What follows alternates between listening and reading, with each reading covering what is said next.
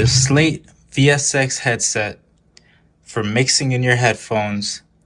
I've been hearing good reviews about it, seeing good reviews about it, seeing the advertisements online, and I just finally decided to take the plunge. I didn't pay the full price for it, $300 or $500. I managed to find somebody on the OfferUp. There was one person, so maybe you guys can get lucky in the same fashion. It was posted for $250, but I actually got it for $225. So very thankful for that. So starting with the unboxing, guys, one of the things that I noticed about this, which was quite odd, and I kind of had to put my trust and faith in the person that I was buying this from, was that if you flip the box over, right, you could see that the redemption code, which I went ahead and put a white piece of tape over it to block it. So, obviously I don't want no one registering my code or doing anything with it, even though I've already registered it. But anyways, as you can see, that's very odd. Never expected to see the redemption code on the outside of the box, which is the code that you need to register it with the iLock. So yeah, very odd. Don't know why Slate decided to do that. But anyways, let me go ahead and open it.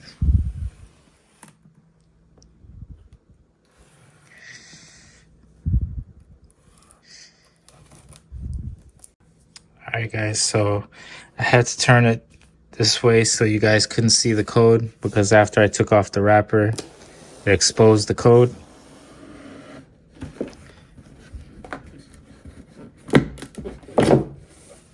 Alright. See, we got this piece of foam up top. And wow, look at that. I'm still gonna leave it sideways. And so it says, pull up, do not discard. And what does this say on it? Okay, so this card that it just said, pull up, do not discard. Very weird that it would tell you that your code is located on the box. Like, of course, I wouldn't have noticed it at all. It's like huge. And it basically says, before mixing, spend at least 1 hour listening to reference mixes in the VSX spaces to get accustomed to the software. Also ensure the air cups are positioned correctly so that the high frequencies are clear before listening, as this can change how the emulations sound. All right, good to know. And it comes with a nice VSX sticker. Right, not sure where I'll be sticking that. And here are the headphones.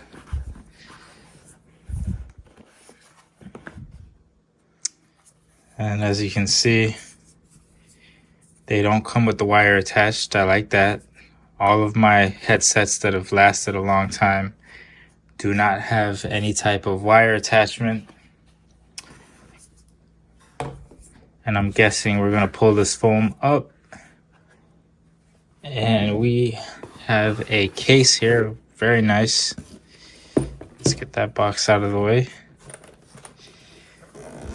And let's open it up.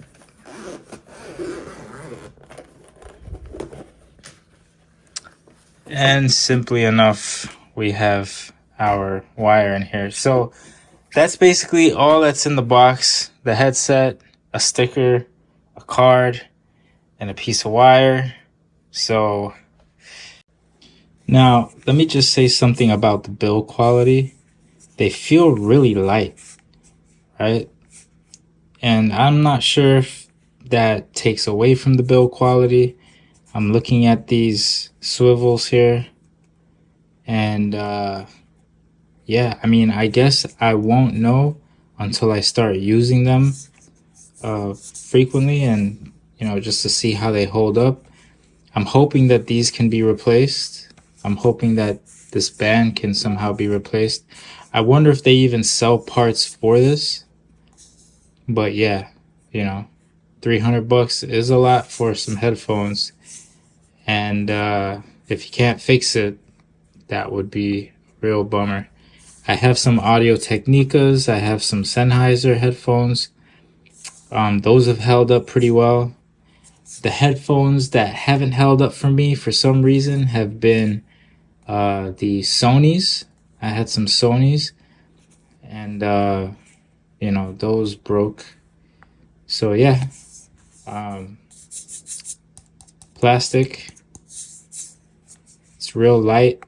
I think it being real light might actually be a positive in the end if these hold up well. And the wiring with the wire is nice, right? It's braided, and you can, well, just take it off just like that and get the 3.5 millimeter plug. So yeah, guys, we'll find out together.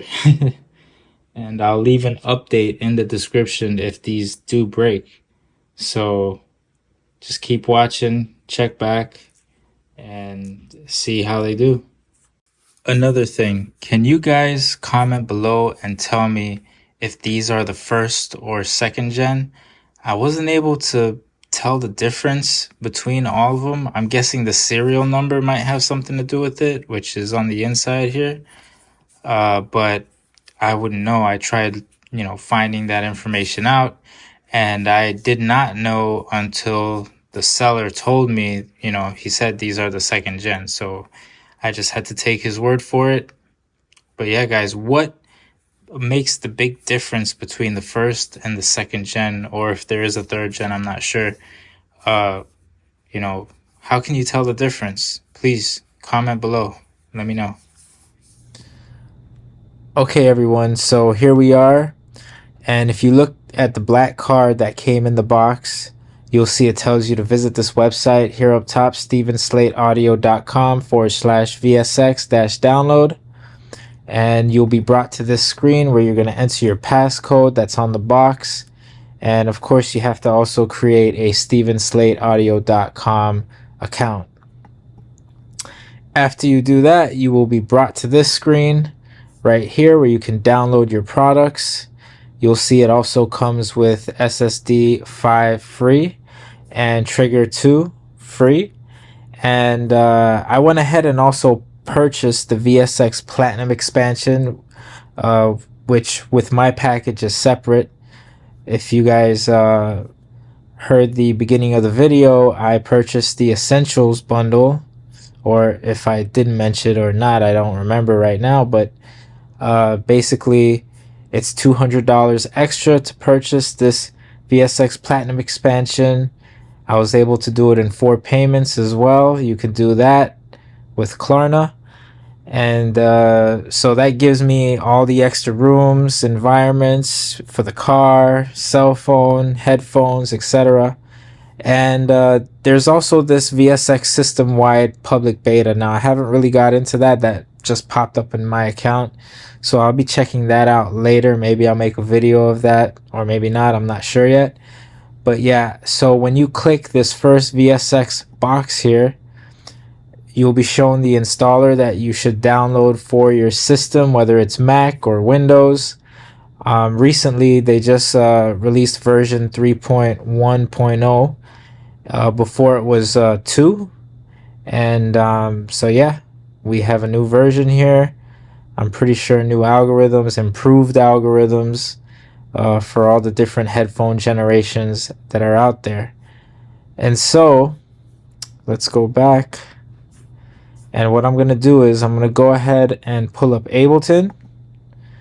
And of course, VSX works in pretty much any DAW, whether you have Studio One, Pro Tools, FL Studio, even Luna, Logic. And so what I'm going to do is I'm going to go ahead and go to plugins. I'm going to choose to use the VST3, but you could choose to use, whatever other format you want, whether it's VST or AU. And you're going to go down to Steven Slate, and you're going to see the VSX. And what we're going to do is we're going to drag that to the master, right? Now, when this opens up, it's not going to show this screen like what you're seeing here. So I'm going to go ahead and hit the gear in the upper right, and I'm going to go and click launch right beside view VSX walkthrough. Let me just quickly note that it will also ask you when you first open the plugin to select your headphone serial number. So you don't have to enter the entire serial number, but if you look on the right inside of your headphones, on the right side, on the inside, you'll see the two numbers that your serial number starts with. So mine started with 26, so that's what I selected. And yeah, you're gonna go ahead and be granted with the walkthrough, but I'm gonna go ahead and launch it manually. So now you guys know how to launch the walkthrough manually if you need to. And so the first thing it tells you is do not use the DAW insert bypass for VSX. Only use the level match bypass. So what is this? Basically what they're saying. Well, when you bypass Slate VSX on the master, if you go down here into Ableton where the orange dot is and you hit bypass, it's not going to be leveled right. You might have a signal jump.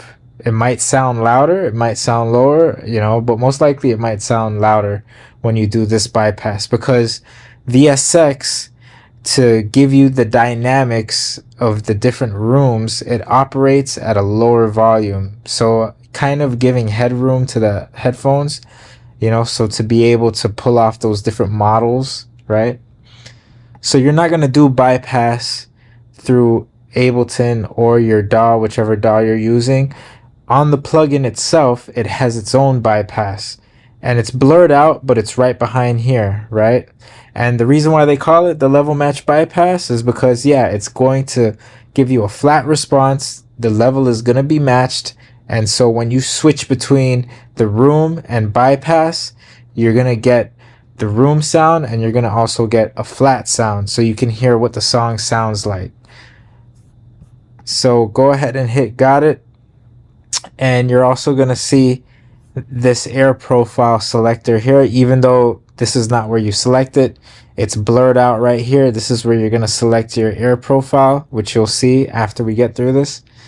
And so basically they're telling you that if you select number 1, that means you have a smaller ear canal shape. Average is for, of course, average, and 2 is for a larger ear canal air shape, right? So what does that mean? Well, the way that they gauge it and the way that they measure it, they tell you here, if you read this, that you're supposed to go ahead and get some Apple earphones. And so if you get an Apple headphone, basically if it just fits in your ear normally and snug, and you can hear all the bass response coming out of the headphones, then you have an average air canal. If it doesn't, and you need to kind of put some rubber covers on it to make it fit in your ear or what have you, then that would mean that you have a larger air canal.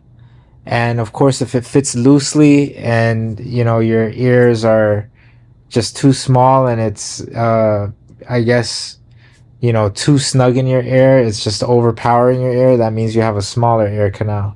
So if earbuds fit perfectly in your ear, you have an average ear canal.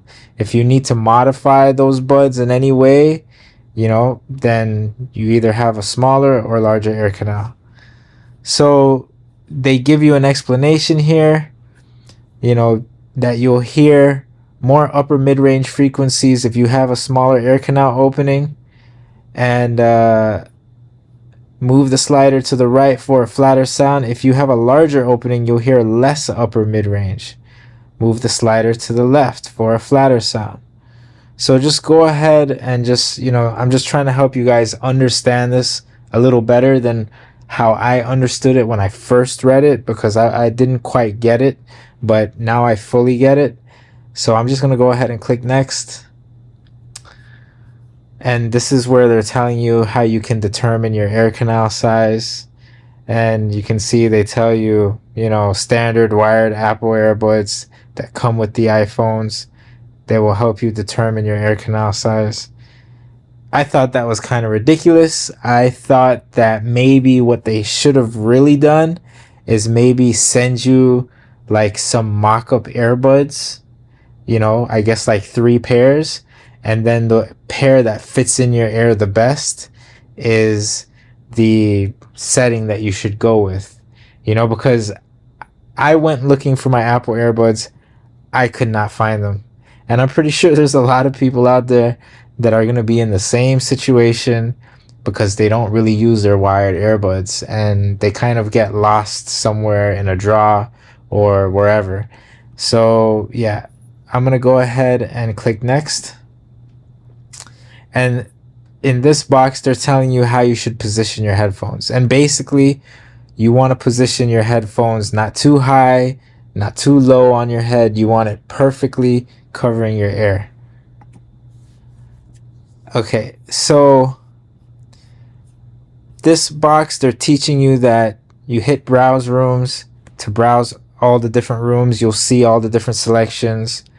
Now, the 2 SPC means 2-second pause, right? So when you're switching between rooms, to hear the difference, you don't want to just switch right away.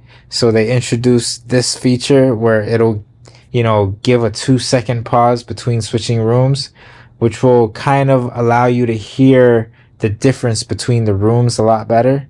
For some people, it might not be necessary, but I can see how that can be useful. So let's go forward. Let's hit next. And so here they're showing you the level match bypass button. And so like I said, don't use the bypass on your DAW. Use the bypass in the plugin, and yeah, you will get a much better response. And so they're also telling you at the bottom here that if you want to reset any of the knobs, like if you end up turning any of these knobs and you want to reset them to the default, you can simply just double click the knob and it'll reset it to the default, or you can alt left click, and get it reset that way. So yeah, guys, let's continue here. So Fave 5. Now, what is Fave 5? I don't know why they call it this, but I really think that for all 5 of these buttons, if you decide to save your favorite room or environment, which that's what it is, the plugin allows you to save your top favorite 5 rooms or environments that you usually like. I believe that they should allow you to name these buttons. I don't know why they don't allow you to do that, but they expect you to just memorize your favorite 5. I guess if you use them all the time and use them enough, you will memorize it, but I just thought that that should be an option. So yeah. And they're telling you here how to do it. You can right click and you can, select your room, designate the button as your favorite room for whichever button you're clicking on, or you can alt left click and, save and select yes. So yeah, you guys will pretty much figure that out once you mess around with it, but that's another handy feature. The depth knob, right? So the depth knob, just to sum it up for you guys, it's exactly what it says, how much depth you're listening to the room. I don't know how to really word that much better, but basically how I can just easily describe it is, while you're in your room virtually, I guess you could say, the depth knob will move your head closer to the speakers or further away from the speakers. So if you virtually reduce the depth, basically you'll be closer to the speaker, and if you push yourself further away, you're going to hear more of the room ambience. I hope I'm describing this right. Some of you might be a little confused, but just mess around with the depth knob and you'll see what I'm talking about. Um, Tuning it left, like it says, makes it a little more dry, which means, you know, you have low depth, you're going closer to the speaker, and full depth, you know, will push you further back, like it says there. So therefore allowing you to hear the room more. I hope that's a little more clear. So yeah, guys, let's go ahead and move forward. I hope you understand what the depth knob is. And auto bypass on export. So they were smart enough to incorporate this so you don't have to always remember to bypass the plugin when you're bouncing your mix. It will automatically bypass the plugin on export, which is very handy because I've used a lot of reference plugins, AB plugins, and stuff like that. And sometimes you would forget to bypass certain plugins and you will not get the mix results that you expected. You'll end up bouncing the wrong mix. You'll send it out. They'll tell you it doesn't sound right. You got to do it again and then send it back. So this will help reduce that. And so, yeah, I am thankful for that feature. And that's about it for the walkthrough, guys. You know, I hope that this helps you understand the whole process of how this plugin works, because I see a lot of guys, you know, they want to give you their first impression of the plugins. They'll switch back and forth between, you know, a few songs and stuff like that, A-B it for you. But the reality is that none of that really matters, right? You know, how you guys are going to mix is going to be different than how they mix. How they hear the record through the rooms is going to be different than how you hear the record through the room. Everybody has different ears, and you know, there are certain speakers that on average work good for a wide range of ears, but everybody's unique. So everybody has to kind of, you know, find their, you know, their mojo as far as what's going to work best for them. Everybody has to find out what works best for them. And so, yeah, guys, this is the plugin. And like I said, if you turn these knobs, I'm just going to go ahead and demo it. And you double click it, brings it back to default. And that's pretty much all these knobs. And I like that feature because you don't have to remember everything that you're doing. You can just do it. And if you don't like the sound, just double click it. And so like all these Fave 5 plugins they talked about, if you right click it, just like I did, you know, it'll tell you that you can save it. So if I want to save this Steven Slate room to number 5, I just hit yes, and it'll save it there. I'm going to go ahead and hit no for now. If we hit browse rooms, you can see all the rooms are popping up, the expansions too. And also, let me just note that if you decide to get the expansions after you get the essentials, those are two separate iLok activations.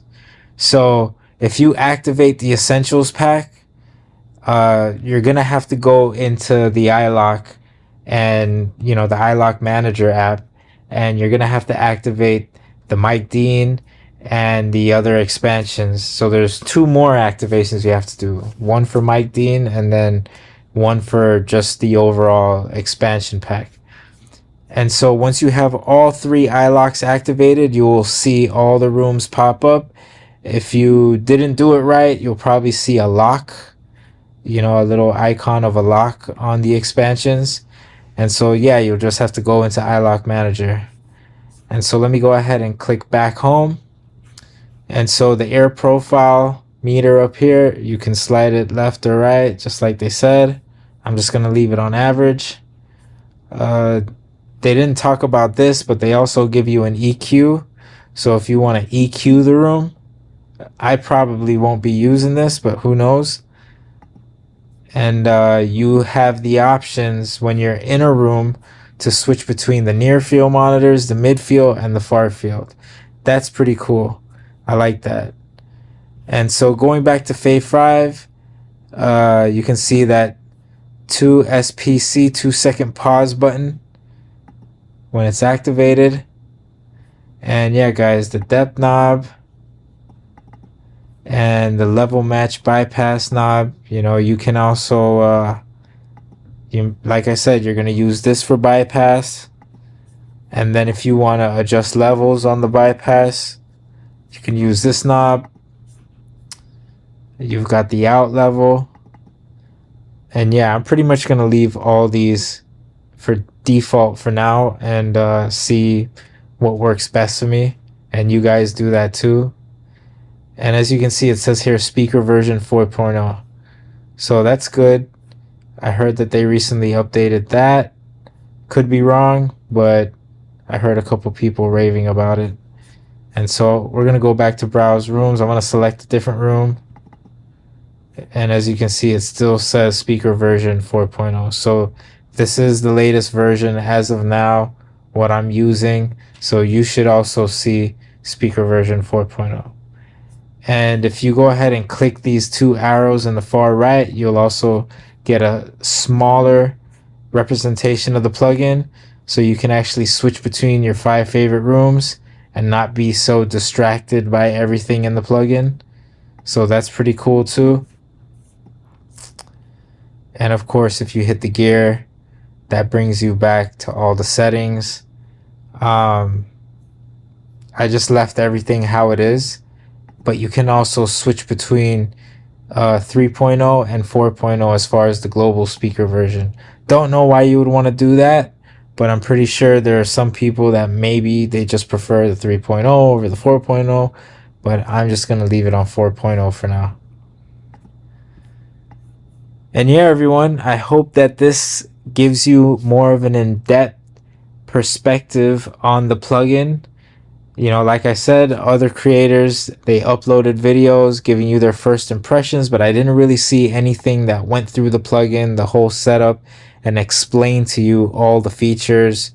A lot of people were just switching between rooms and doing different things and saying, yeah, what do you guys think? But, I really wanted to go into it and show you guys a little something more.